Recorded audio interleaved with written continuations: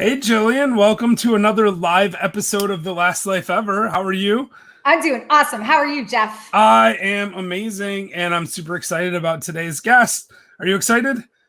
I'm always excited. But yes, I am, because I started reading his book, and it's really awesome, and what he does is awesome. And he wrote some other kids' books, too, I want to talk to him about, because I'm actually going to pick up a couple of them for my kids for Christmas. So, yeah. Cool. All right. Well, so we have today Jeff Alt, who wrote this amazing book, Walk for Sunshine, which is the one I think you're talking about that you said you just read. Walk for Sunshine is about his time on the Appalachian Trail. And what I really liked about it, and I've read about 4 or 5 different books about the Appalachian Trail, what I liked about this one is it gave you a sense of what it was like to actually be on the trail day to day and make it exciting, but not sugarcoat it and make it sound like it was super easy. Plus, he did the whole thing for charity, raising money for we'll let him tell you about his charity, but it's a home for disabled people, and we'll let him tell us about why he did that and what his inspiration was right after this. Help me, my brother, can you lend me a hand as I walk through this land of confusion? If we give to each other, then there's nothing to take. Let's live life for the moment before it slips away.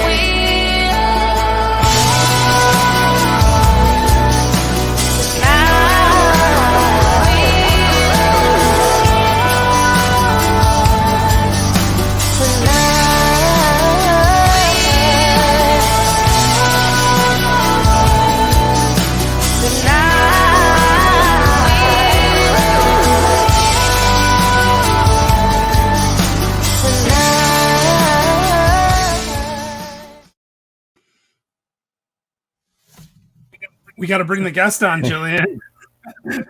No worries. Jeff, thank you so much for being here. It's okay if I call you Jeff, I hope. Totally. Yeah, it's great to be here. Thank you. It's easy to remember your name for me, actually. It's like super helpful. Actually, you're you have a name that's similar to mine, but we had a guest a couple of weeks ago whose name was actually Jeff Holst. That was a crazy story. And that got really confusing, having 2 of my same exact name on. Wow. Yeah. And he had a really interesting story as well, but we'll let people go find that if they want to watch that episode. But wait until we're done with this one, because I'm super excited to have you here. We were talking off air, and I was telling you a little bit about how I read your book recently, about a month ago, when we invited you to come on the show. And it was really inspirational to me. And I think maybe it would help, because I'm pretty sure most of our audience hasn't read your book, right? Your book is 20 years old now. It's not yesterday, right? It's been out for a while. Yeah, correct. Yes. Mm-hmm. Yeah, and it's won some awards and stuff. But why don't you tell us the short version of what your book's about, and why you wrote it?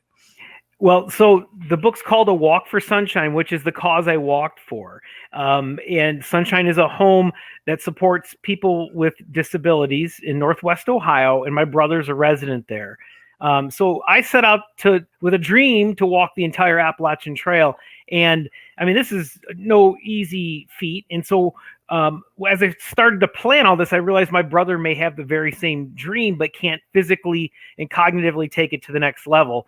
So I decided that I would share it with him and support the home, and I walked for a cause. And little did I know at the time that it would be that rock in the pond that you would toss, and the ripple effect created this annual walk that's occurred every year since.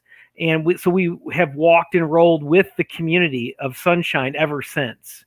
So yeah. And how long is that walk? I know you do it did you do it this year, by the way, or did it get COVIDed? Yeah, we did it remotely. So so the best we could. So yeah, but it did occur this year in spite of the circumstance. So yeah. So how long is that walk? It's shortened to what it once was, because we've piloted a 5K run at one point.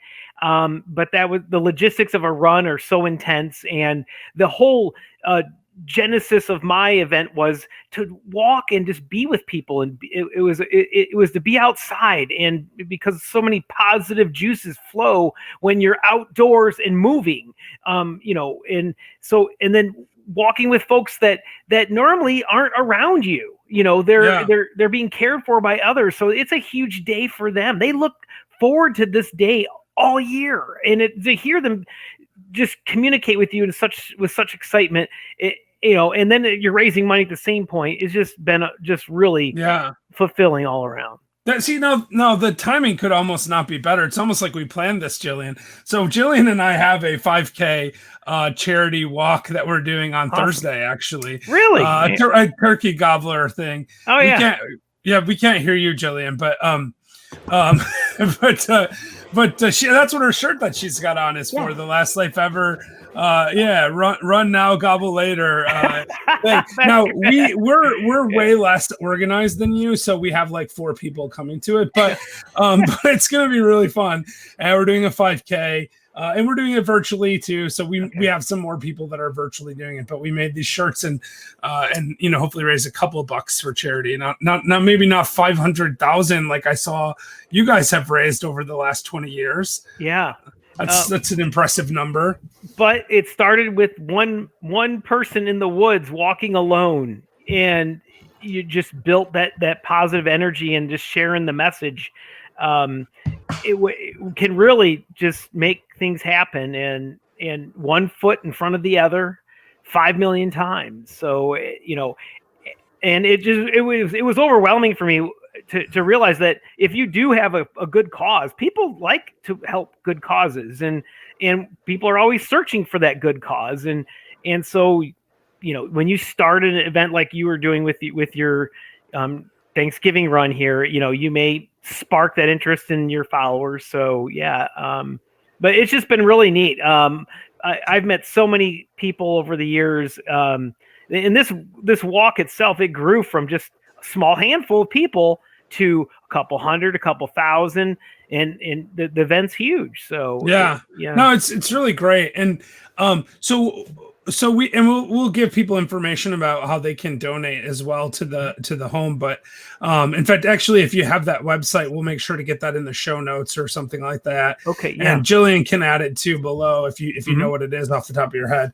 Yeah. I should have been more prepared and had it. I'm sure it's in your book somewhere. But I have a bunch of questions. Okay. One of them is like, what were you doing in your time in life at the time that you were able to dedicate? Because it took you 147 days to do this Appalachian Trail. And how were you able to say, like, I am just going to stop life and do this now for at least 147 days? Because I imagine you had to prepare before and take a rest after. Tell us about that. Yeah. So I decided I'd do this right after graduate school. And so my colleagues were interviewing for jobs, and I thought, that's a good idea, but I want to do this. So I did interview for that job, but when they offered it to me, I said about that start date, and we negotiated a 6-month window before I would begin. And so then I was able to put that fear of the unknown aside. I would walk back to a job, basically. So, and that is a big thing, because that is an overwhelming thing for people, is like, you just quit your job. And, so you meet people on the trail that are in a transition of life, retirement, just out of high school, just out of college, or self-made independent millionaires that can just do these things. So if somebody, like, say, just sold their law firm last week and wanted to take her kids on the Appalachian Trail, do you think she could do it? Totally. And, it is about that internal burning desire, that if you have that passion to do something, don't be intimidated by the trail. You can do it. Because if you, Grandma Gatewood, a woman at the age of 67, hiked the entire trail wearing tennis shoes and had a duffel bag over her shoulders. This is back in the 1950s. And that's just unbelievable. And then she went on and did it 2 more times. So a blind man did the entire trail with a seeing eye dog. So And there are young kids doing the trail with their family. And I had the honor of meeting the oldest thru hiker at the age of 82 had completed his trek. So wow, that's yeah. awesome. That's Yeah. really neat. I think that's really incredible. So people were like just amazed that you could do this and stop. But like you said, it's turned into something bigger and greater. And tell us how, after you got off the trail, what were your thoughts after that? So it took a while. You become a nomad. You're living just your simple basic needs: food, shelter, sleep, get up and walk, think about more food, and what you're going to eat when you stop. And then you're doing that for half a year, and all of a sudden, boom, you're done. And you're like, wow, I did it, but maybe I don't want to finish, so you hear about people who run marathons and then kind of go into the post-marathon blues. So it took some regrouping. I had lost like 30 some pounds, and I actually, my first employer was near the Appalachian Trail, which was perfect because I was able to get on the trail every day after work. Wow. And that's when I started writing A Walk for Sunshine. So I wrote the book near the trail, and it was a great transition back to society, just kind of since little by little. And I to this day, I'm committed to stay in trail shape because that's not the last trail I've hiked in, and there's many more to come. And so it inspired me that you can do anything if you put one foot in front of the other, but it gives you a purpose to stay conditioned. I love the fact that you talk about how you did it not just for the charity, but also like almost to honor people like your brother who has cerebral palsy. And does he have Downs or some other kind of intellectual disability? He is cognitively impaired. He's nonverbal. He's in a wheelchair. It's hard to fully know all of his thoughts. He communicates mainly by smiling, or he can tap basic switches and things, but it's very simple communication. So yeah, but we're blessed that he's led a fulfilling life, with his health still being there, because he's not young anymore. So and he's well cared for. Sunshine's really like a home, not an institution. So yeah, that's great. And that's one of the things I really liked about your story. So let me ask this. So say somebody is interested in hiking the trail or just hiking anywhere. I mean, it doesn't have to be the trail, maybe they just want to go, maybe they're interested in one of the other trails. There's tons of great trails as as a hiker, but if they're interested in it, but they really can't commit to 5 or 6 months of their life at this point, do you have any suggestions for them about what they can do to kind of get out there in nature and kind of experience the experience? Yeah, and I hike all over. So just finding a trail near your house, the meetup.com groups, you can join one of the hiking groups in your local area, and you'll get feeds of like group meetups that they're going to hit the trail, because that adds a social component. So it's less intimidating then, and strength in numbers, and you'll learn about gear from others. You could attend clinics. I don't know if some of the outfitters have stopped the in-person ones, but I'm sure there's some live clinics, online right now. So if you want to learn more about gear, you can probably search out that, and then you could build up to go hike a section of the trail. And then the more you do this, the more you learn. Each outing, you learn something new. Tell us about your stepfather, because you mentioned him in the book, and so he's done the entire trail as well, right? So tell us how he did that.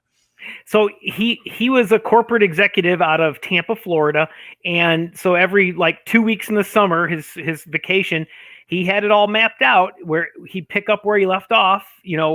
Each state, he started in Georgia and worked his way up to Maine, and he would just return back to that state. And he could write a book on how to hike the entire Appalachian Trail without actually carrying a full backpack, because he would stay in hotels a lot and hike during the day. So, he mastered that craft. And he was able to cover more ground that way too.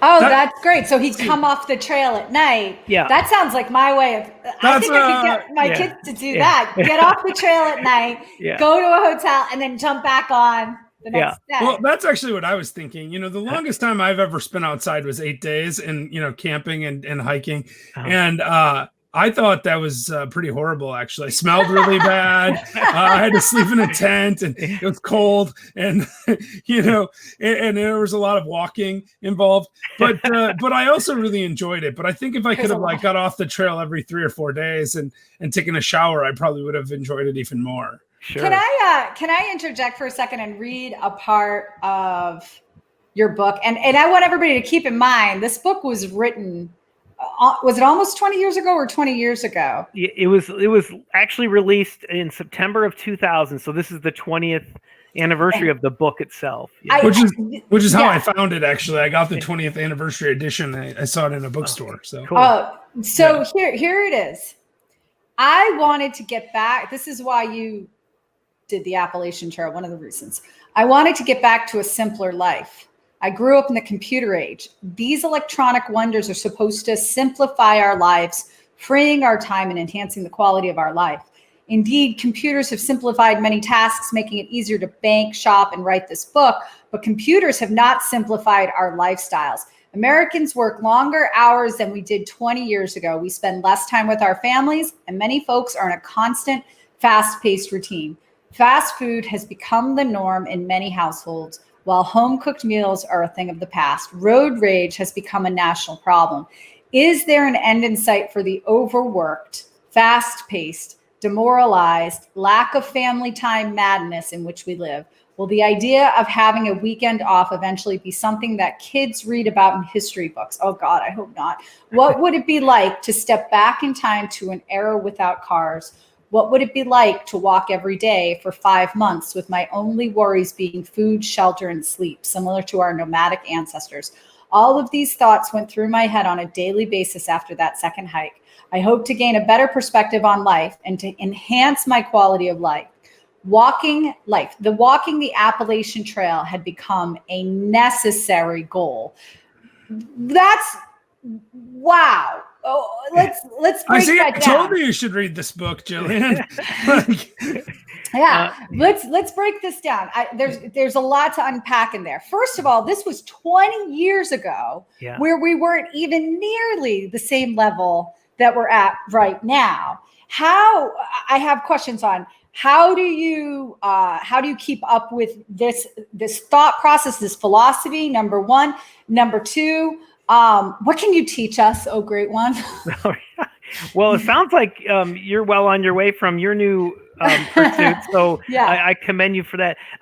I'll say I left corporate world and went back to school and retrained as a therapist. I had already made a kind of a career decision to back up a little bit and look for a career where I could raise a family and in a more traditional sense. Mm-hmm. But I had that bucket list Appalachian Trail. I wanted to do that too. And that it grounded me after the transition off the trail back to life. I changed a lot of things. I decluttered. The trail helped declutter my mind and think through the purest, simple, best things in life. And I've been trying to pursue them ever since. And mainly it's been, staying close with family and exploring and adventuring with my family and doing things together.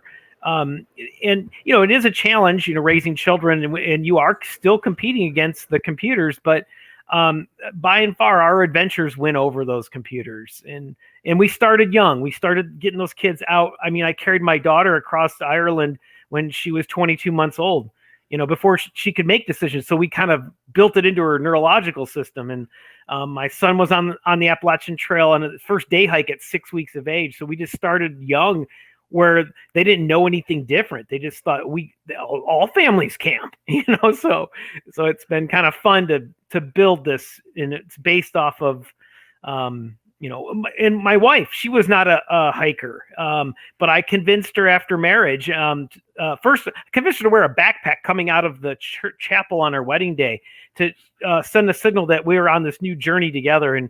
But she encountered a bit of a tragedy in her own life and lost a sibling. And I pulled the one thing out of my hip pocket I knew best was we need to take a walk. And so I convinced her to don a backpack and to walk the John Muir Trail across California. And so we did it for another cause. And this woman, wow, she was going up and over 10,000 foot mountains with me every day, sleeping under the stars. It would get up to 100 during the day and below freezing at night. And she did it. And so and she's never looked back. She loves camping now too. So it's been really. So, and that's that's like a tenth of the length of the Appalachian Trail, but that's still a big commitment. It's a couple hundred miles, probably 3-4 weeks of your time, I would guess, something like that. Yeah. Yeah. So it's hard. I mean, even though it's a shorter distance, the John Muir Trail is no easy feat. You're removed from civilization, on foot by 2 days. So you really need to be just as prepared out there as if you're walking the Appalachian Trail. So your stepdad can't do that one and go in hotels at night? No. No. So we're skipping that one, Jillian. I guess so. You could hire pack meals to bring in gear for you. You'll pay a little more, but that would lighten your load. So I think I'll just stick to that Appalachian get on, get off model. I like that. I like that too. It wasn't really an option. I did Kilimanjaro this year, and that wasn't an option up there. Have you been? Yeah. Have you done Kilimanjaro? I have not. No. Yeah, that's a fun one. Congratulations. No, thank you. It was definitely the hardest thing I've ever done. Because I'm really fat and overweight. But we're working on that a little bit at a time. In fact, Jillian and I have been doing a walk, like a Facebook Live walk every day this month. So awesome. To sort of get ready for our event this coming Thursday. So okay. Jillian hasn't been doing well in quarantine in terms of eating and exercising and anything healthy. So but yeah, no, so that's great. So you and your wife did this walk. I think it was like 5 years or so after you completed the Appalachian Trail. Have you done any other long period of time walks during the intervening years? No, for the most part, we've been going on what I call mini little trips with our kids, and we base camping and then venturing out from there. Sure. And we do overnights, backpacks, but nothing long distance compared to the Appalachian Trail. It's coming. So I'd like to do a reunion hike once again. And there's so many hikes out there. I want to walk Spain. I want to. The Camino? Wow. The Camino, yeah. I would love to do that too. That one's, you get to stay in hotels, right? Little guest house every night. Like, that's nice. Yeah, that's my style. Talked about doing that one. We should make that a last life ever. We can make last life level journeys to do. Yeah, in fact, Jeff, if you want to come on that when we do the last life ever event, you're welcome to do it. Hey, that'd be good. Yeah. We'll all write a book about it. It'll be fun. But your book will probably sell better than ours. But wow, Jillian, you're showing us some of his other books. Okay, great. I was thank you. So you said you have long ones coming. Are you going to do something like the Pacific Crest, which the John Muir's part of the Pacific Crest, right? Yeah, correct. Yeah. I'm not sure yet. I know I want to walk the Appalachian Trail again. I'm not sure yet as far as the Pacific Crest Trail goes. I've hiked portions of it over the years. Sure. I've re-hiked the Appalachian Trail in sections over the years, not consecutively. I don't track it because once you've already done it, you're like, well, I've already done that. So, but some people do it multiple times, right? They'll do. In fact, some people do it like 2 seasons in a row and stuff. Right. Some people kind of get into this thing and it becomes almost an obsession. And it sounds like you found sort of a balance, a way to get. Yeah. To get the hiking that you want into your life, but still live your life. So, besides writing books, what are you doing these days? So I work part-time. I'm an educator in a school, but then I write out of the home and speak. So part-time.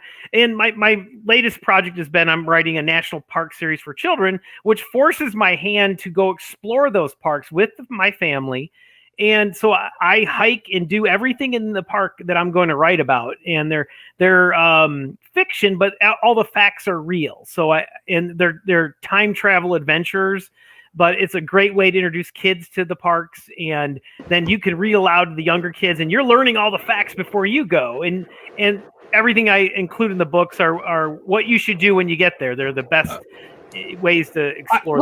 Listen, I think it sounds amazing to me. Yeah. When I was a kid, I loved nothing more than national parks and time travel. Honestly, like I went to bunches of national parks and I read these like time traveler books all the time, like these choose your own adventure time traveler books. I don't know if you guys remember those. Yeah, those were like my two favorite things. Were like going to national parks and doing the time travel. And you wrote about one of my favorite national parks, Acadia National Park, which is not like a it's not like a Yellowstone or a Grand Canyon or even like a Yosemite, because it's like way up in Maine. Yep. And it's hard to get up there. You gotta get up there.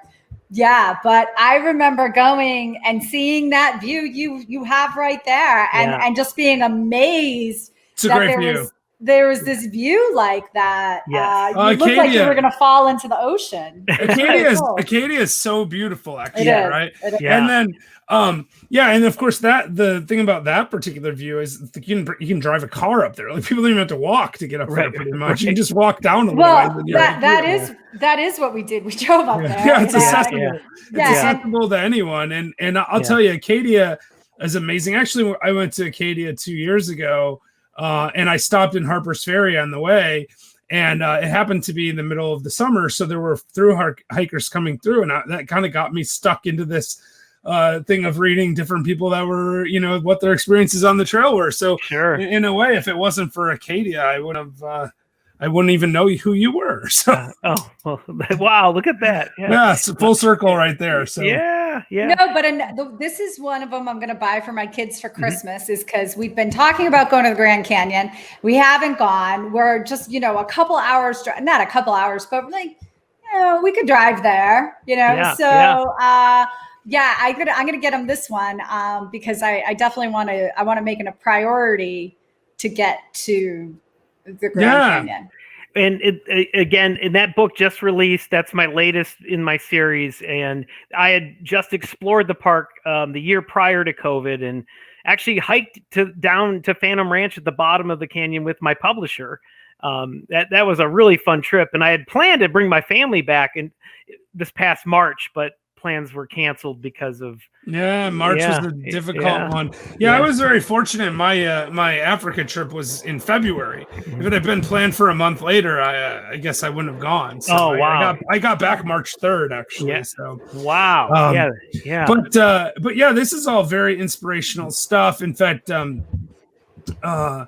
and you should buy the books, by the way, on Amazon. They're amazing. So we do have one comment, if it's okay with Jillian. I'm going to go ahead and bring this up because this is exactly why we bring people like you on. Jillian, we both are doing it at the same time. It's going on and off. So Kevin, who's a friend of the show, he said that the John Denver song, "Take Me Home, Country Roads," popped into his head as he's watching our episode. But now he wants to go on an adventure, and that's exactly that's how I feel. That's exactly why I wanted to have you on, because, and thanks for watching, Kevin. But it's doing things like this, and it's inspiring to people. So few people are going out and doing this kind of stuff. So as you're as we're getting ready to wrap up, Jeff, is there anything you would say to sort of someone who's kind of on the fence about what they want to do, or what kind of adventure or thing that they would want to do? What would your recommendation be for them? Go now, because you don't know what tomorrow will bring.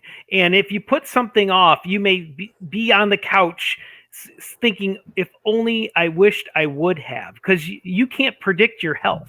You can predict a lot of things, but we all can probably think of our own families and come up with instances where, things didn't work out the way you thought they would. And so I say, go now, figure out a way, modify how you have to do it. If there's circumstances like it can't take 6 months, break it down into smaller tasks. If you want to do the Appalachian Trail, do it in sections. Start by hiking a trail locally, get in shape for it, and, build your psyche up for it. But go, whatever that adventure is. Yeah, that's great advice. And I think that I tell people that all the time. I mean, we get one shot at this world, right? That's it. This is our chance. And there's quotes out there, and sometimes people don't fully appreciate this until it's too late, right? You never regret the things you do. It's always the things you didn't do that you regret, especially as you age and get older and you're not able to do the things you once could. Right. Well, there's so much research backing this up, but it's now a proven fact that your creativity increases after just a few days in nature. So you're not only helping yourself, you're helping your organization that you work for, because you're coming up with better ways that you don't even realize it. You may have put it out of your mind, but your mind is regenerating, and you're coming back, and you really truly are thinking out of the box because you were outside the box. And it's so true. You go into a euphoric state when you're outdoors in nature and exploring. All right. Well, you guys, you heard it here. So this means that if you're a business owner and you have a bunch of employees, you should be encouraging them to take time off to go experience nature. And I don't think it has to be hiking, right? I don't think that's what you're saying. Hiking is what you love, and that's amazing. Right. But if someone loves, scuba diving, then they should go out and go scuba diving. Yeah. And I love both of those things. Although I don't love camping in tents, so my hiking is limited to day hikes for the most part. But like I said, the Kilimanjaro thing was amazing, and you can't do that as a day hike. It's just not it's not doable. So that is one cool feat. Congratulations. Yeah, I appreciate that. Thank you. All right. Well, listen, Jillian, do you have any more questions? I am I know what I'm going to be doing during our wrap up of the show, and it's going to be figuring out my next adventure. I think I know what it is. I think, Jeff, I think I know what the next adventure for Last Life Ever is. So, thank you so much, Jeff. You have inspired me for the rest of the week.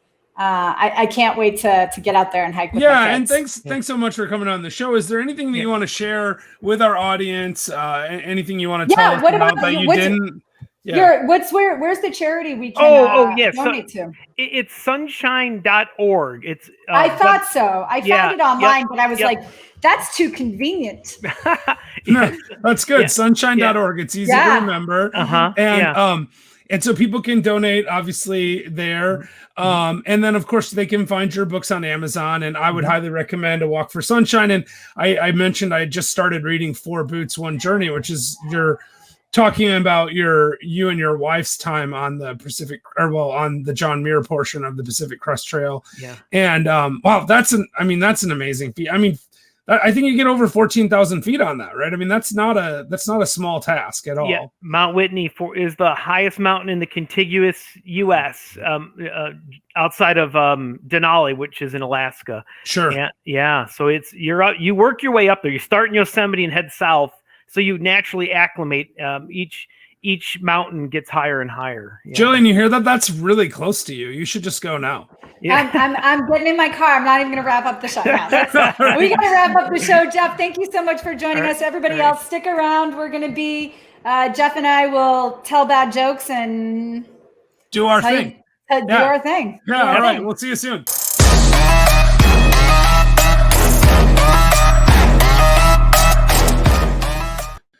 Oh, that was amazing. Yeah, well, all our interviews are kind of amazing, aren't they? And it's not really because of us, but because of the interviewee. Yeah, well, it is a little bit because we invite good people. This is true. For that. I mean, I was so excited. Like, one of the best parts about having a show is getting to talk to people that you find inspirational. Yeah. And with Jeff, I just read his book and I was like, I love this guy. I need to talk to him.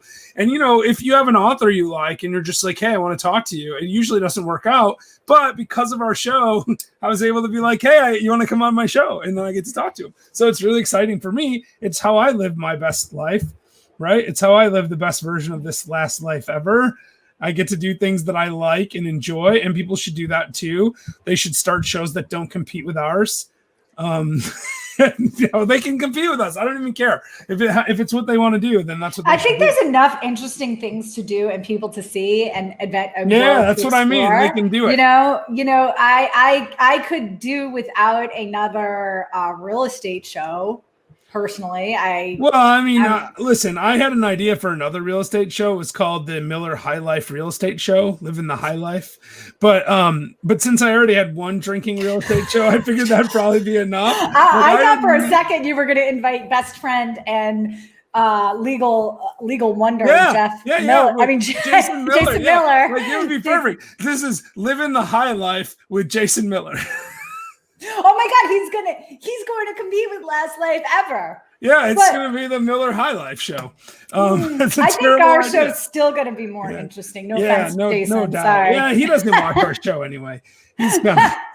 He always he told me he stops when the guests go off because he sees us enough, actually. So we don't have to worry about him catching this part of the show because he stopped after the show. And for those of you who don't know, Jason is one of Jeff's oldest friends. Is that that's fair enough? He's a good friend of mine from high school or from college. Mm-hmm. So I've known him for 20 years or so. And he is sort of our informal sounding board for all things Last Life Ever. When we don't know what to do, we ask Jason for advice. Yeah, and when we say WWJD, we don't mean the big man upstairs. We mean Jason. It just depends on the week, really. So we use a little bit of both. But let's get back to our interview. That was so incredible. It really was. I'm not joking. I'm inspired. My family and I had a plan to do something this winter. We kept pushing that plan back. And now I'm thinking, as soon as I get off of this, I'm going to go inside my house, talk to my husband, and get that plan going. And that plan was to explore around Mexico for a month. So I think we're going to do that. I think we're going to do that. Well, listen, if that's what you're called to do, it's not something I'm going to do. I didn't ask you. No, I know. I didn't say you did. I'm just saying, I mean, it's good. Like, actually, I am going to do something too. And that is, I am going to make a point of getting to Antarctica. Like, that's a big thing for me. That is a big deal. Really want to get to Antarctica. I've been thinking about it for a long time. And what Jeff said is, you just got to do it. You don't know. So I'm just going to get that thing planned. I mean, I don't feel like I've been slacking. You know, I did plan other stuff the last couple of years. Mm-hmm. But Antarctica would be my 7th continent. And I think that would be really cool because I don't know anyone who's been to 7 continents. Do you? No. And that's pretty awesome.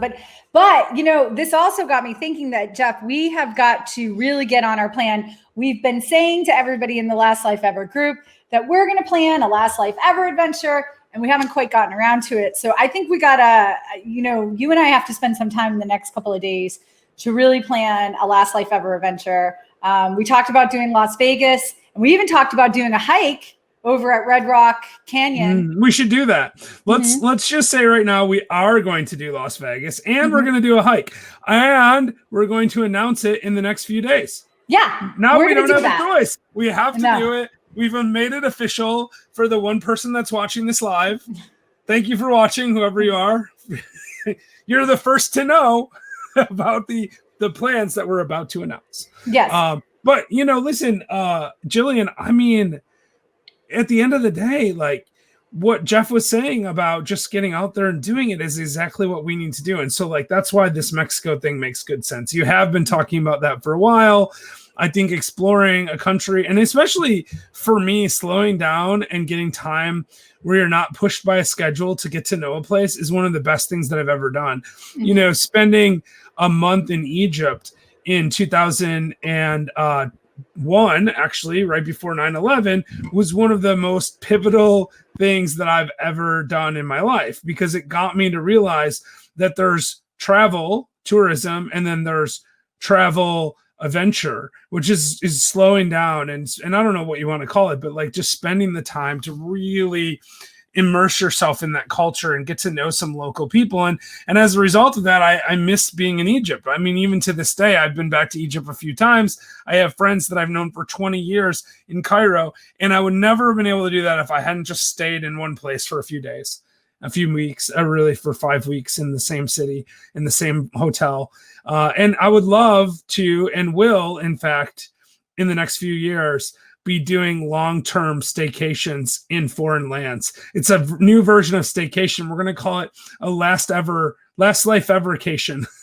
We're going to have to come up with a better name than that. But I think there's something to be said about taking these like sort of mini sabbaticals from life and experiencing something, you know, whether it's 6 months on the Appalachian Trail or whether it's 6 months on a Caribbean island or, you know, 3 months in Spain. It doesn't really matter what it is, whatever it is that calls to you. Like, I think that's something that until modern society was actually much more common. Now, I grant it was only aristocrats, right? Like the serfs in England weren't going on European grand tours, but you know, there were lots of people then that would take 3 months, 4 months. They would take an ocean voyage across the ocean to go see a new continent, and they would spend a whole year. Like, and in other countries, this still is a thing, right?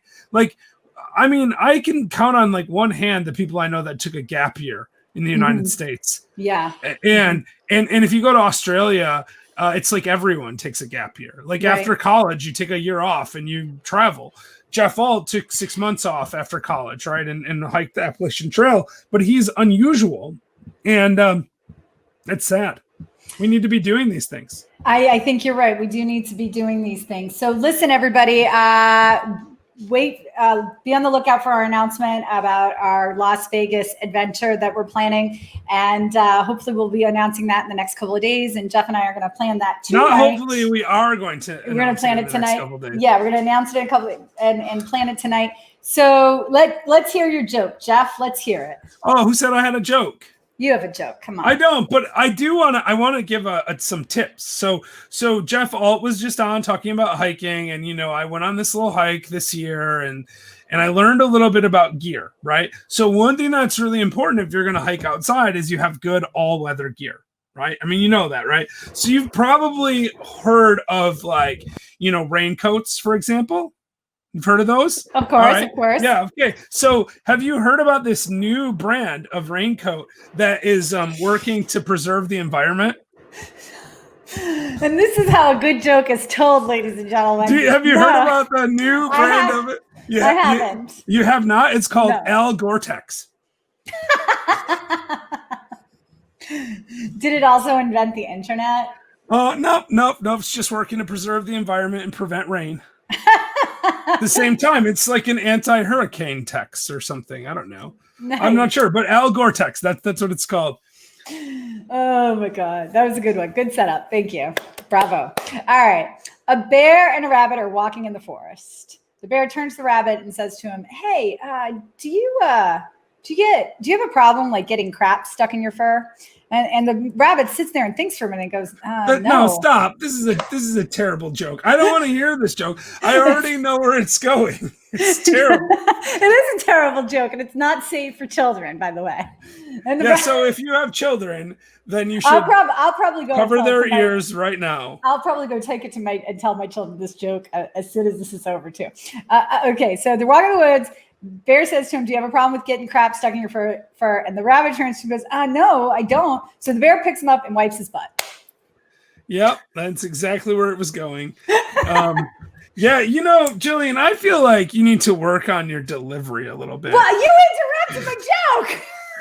Yeah, I mean, sure, but you know, every week I put an effort into disguising my joke as not a joke. And then you always ruin it by saying you have a joke. Like, so from now on, I want you to disguise your joke into the conversation. Can you do that? I don't know. I don't know if I'm going to be able to disguise, like, hey, a bear, like suddenly I'm talking about a bear. Well, yeah, I know. You're like, this is what you do. You say like, so I was on my walk this morning. You know, we do these Last Life Ever walks. And the weirdest thing happened. I saw this rabbit and it like ran by. And I was like, why is the rabbit running? And then I saw there was a bear chasing the rabbit. And it reminded me of this thing that my mom told me when I was a little girl about a bear and a rabbit.